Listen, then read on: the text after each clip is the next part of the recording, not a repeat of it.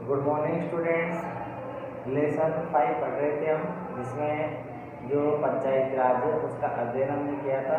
हमने लेसन शुरू कर दिया था। आज हम इसका दूसरा टॉपिक पढ़ेंगे कि किस तरीके से ग्राम पंचायत का गठन होता है, किस तरीके से। ठीक है, तो एक ग्राम पंचायत को क्या करते हैं, एक ग्राम पंचायत को क्या करते हैं, वार्डों में विभाजित कर देते हैं। तो कई वार्डों में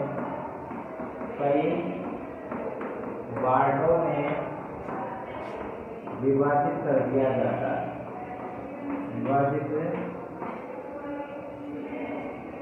दिया जाता है, ठीक है। प्रत्येक वार्ड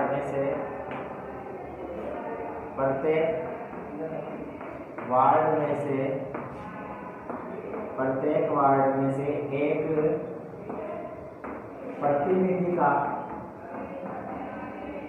प्रतिनिधि का चुनाव किया जाता है, जिसे वार्ड पंच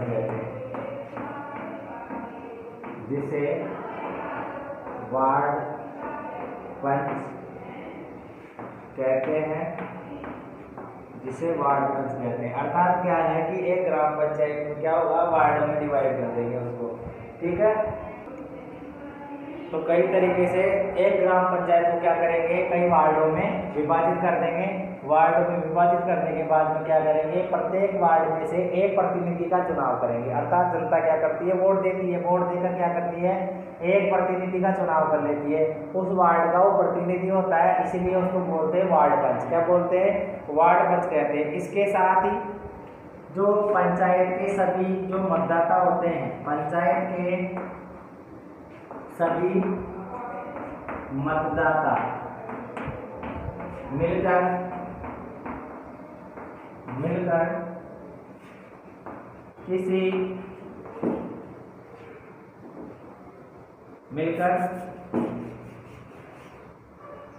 पंचायत के सभी मतदाता मिलकर अपना एक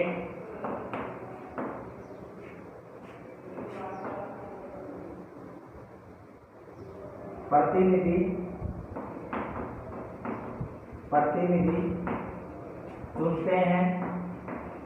चुनते हैं और ये प्रतिनिधि प्रत्यक्ष रूप से चुना जाता है। कैसे चुना जाता है, प्रत्यक्ष रूप से। अर्थात डायरेक्ट जनता वोट देती है और उसके माध्यम से इसका चुनाव कर लिया जाता है।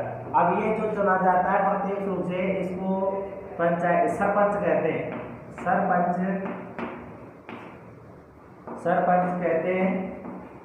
और ये जो सरपंच है, यही पंचायत का मुखिया होता है। पंचायत का मुखिया कौन होता है, तो पंचायत का मुखिया होता है सरपंच। कौन होता है, सरपंच। पंचायत का मुखिया कौन होगा, सरपंच। पहले तो वार्डों में विभाजित कर देंगे पंचायत को, अलग अलग वार्डों में से फिर वोट देंगे। फिर वो एक वार्ड पंच, प्रत्येक वार्ड में से एक वार्ड पंच का चुनाव कर लिया जाएगा। और पूरी जो ग्राम पंचायत है, उस पूरी ग्राम पंचायत में क्या होगा कि जो मतदाता होंगे वो प्रत्यक्ष रूप से अपना एक मुखिया चुन लेंगे, जिसे हम क्या कहते हैं, सरपंच कहते हैं। जैसे मान लो ये एक ग्राम पंचायत है ना पूरी, तो इस ग्राम पंचायत में ये अलग अलग क्षेत्र है। अब इसमें क्या है, जैसे एक वार्ड ये है, एक वार्ड ये है, एक वार्ड ये है, एक वार्ड ये, ऐसे ये वार्ड बने हुए हैं ना, ये वार्ड बने हुए हैं। अब इन वार्डों में क्या करेंगे, इस वार्ड के मतदाता इसी वार्ड में से एक व्यक्ति को वार्ड पंच चुनेंगे। इस वार्ड के मतदाता एक वार्ड पंच का चुनाव करेंगे। इसमें से एक, इसमें से एक, इसमें से एक, ऐसे क्या होगा कि जो वार्ड पंच का चुनाव करेंगे ना, वो उसी वार्ड के जो मतदाता वो करेंगे। लेकिन सरपंच को जब वोट देंगे तो इस ग्राम पंचायत में जितने भी मतदाता है, वो मतदाता मिलकर उस सरपंच को वोट देंगे। चुनाव में कई सारे खड़े होते हैं, तो उनमें से फिर जो सबसे ज्यादा जिसको वोट मिलेंगे वो विजेता बनेगा। ठीक है, वो क्या बनेगा, विजेता बनेगा। ठीक है, और उसे हम क्या कहेंगे, सरपंच कहेंगे। ठीक है, अब देखो ये वार्ड पंच और सरपंच मिलकर क्या क्या हो जाता है, ग्राम पंचायत का गठन हो जाता है। अर्थात सरपंच को और वार्ड पंचों को जनता ने चुना है। अब देखो, जो सरपंच और वार्ड पंच ये मिलकर स्थानीय स्तर पर सरकार बनाते हैं, जिसको हम बोलते हैं पंचायत का गठन करना, यानी पंचायत का क्या हो गया, गठन हो गया। ठीक है। अब देखो क्या होता है कि इसका जो कार्यकाल होता है, अर्थात पंचायत का जो कार्यकाल होता है, ये होता है 5 वर्ष का। कितने वर्ष का? 5 वर्ष का कार्यकाल होता है। कितने वर्ष का होता है? 5 वर्ष का होता है। लेकिन 2 वर्ष बाद में जो सरपंच होता है उसको हटाया भी जा सकता है। उसे बोलते हैं अविश्वास प्रस्ताव पारित करना। अविश्वास प्रस्ताव पारित करते हैं और 3/4 बहुमत आवश्यक है। ये सिद्ध हो जाता है तो सरपंच को हटाया जा सकता है। लेकिन सामान्य जो कार्यकाल होता है वो 5 वर्ष का होता है। अब देखो इस तरीके से पंचायत का गठन हो गया और 5 वर्ष के लिए सरपंच का चुनाव भी हो गया, पंचायत गठित हो गई। अब देखो जो ग्राम पंचायत होता है इसमें एक सचिव भी होता है, जो ग्राम सभा का भी सचिव होता है। एक सचिव होता है पंचायत का, एक सचिव होता है। ठीक है। जो ग्राम सभा का भी सचिव होता है, ग्राम सभा का भी होता है प्लस ग्राम पंचायत का भी होता है। ग्राम पंचायत का भी होता है, दोनों का सचिव होता है। वो ग्राम पंचायत का भी होता है और ग्राम सभा का भी सचिव होता है, दोनों का ही होता है।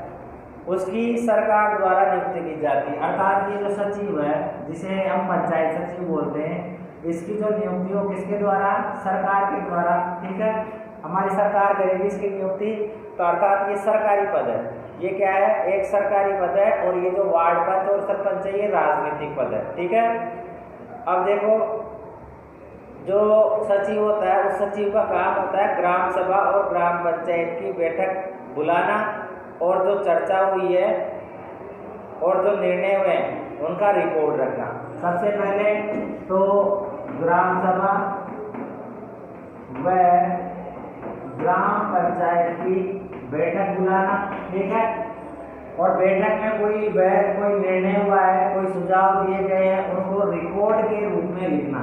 उनको रिकॉर्ड के रूप में लिखना। ये भी कार्य किसका है?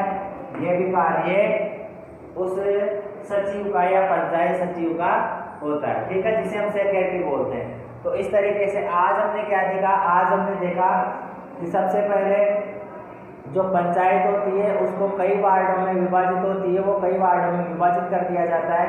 प्रत्येक वार्ड में से एक वार्ड पंच का चुनाव किया जाता है, जिसे कौन करता है? जनता करती है। अर्थात जो मतदाता होते हैं वो वयस्क मताधिकार के आधार पर कर लेते हैं। इसके बाद में प्रत्यक्ष रूप से एक जनप्रतिनिधि का चुनाव किया जाता है जो पंचायत का मुखिया कहलाता है और जिसे हम क्या कहते हैं? सरपंच कहते हैं। क्या कहते हैं? सरपंच कहते हैं।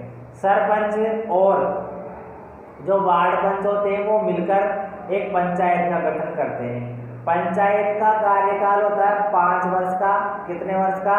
5 वर्ष का। और सरपंच का कार्यकाल ही 5 वर्ष का। लेकिन सरपंच को 5 साल से पहले हटाने के लिए क्या होता है कि जब वो उसका गठन हुआ है, जब उसको सरपंच बनाया गया तो उसकी अवधि से लेकर 2 वर्ष बाद में उसके खिलाफ अविश्वास प्रस्ताव पारित किया जा सकता है। और अगर 3/4 बहुमत से अगर वो सिद्ध हो जाता है तो उसे अपने पद से हटाया भी जा सकता है। इसके अलावा हमने देखा कि जो पंचायत होती है उस पंचायत में एक सचिव होता है, जो पंचायत का सचिव भी होता है, ग्राम सभा का सचिव भी होता है। और वो इन दोनों की जो बैठकें होती है उनको बुलाने का काम करता है। इसके अलावा इसमें जो निर्णय लिए जाते हैं, अर्थात पंचायत ने क्या निर्णय लिए, ग्राम सभा ने क्या निर्णय लिए, इनके द्वारा जो निर्णय लिए जाते हैं उन निर्णयों को वो क्या करता है? रिकॉर्ड के रूप में रखता है। कैसे रखता है? रिकॉर्ड के रूप में रखता है। तो आपको ध्यान रखना है, सबसे पहले आपने पढ़ा वार्ड पंच के बारे में, क्या होता है वार्ड पंच। इसके बाद सरपंच पढ़ा, किस तरीके से गठन होता है। इसके बाद कार्यकाल देखा। इसके बाद हमने पंचायत सचिव के बारे में या सेक्रेटरी के बारे में भी देखा कि किस तरीके से उसकी नियुक्ति की जाती है। ठीक है। अब जो अगला टॉपिक है वो हम कल पढ़ेंगे।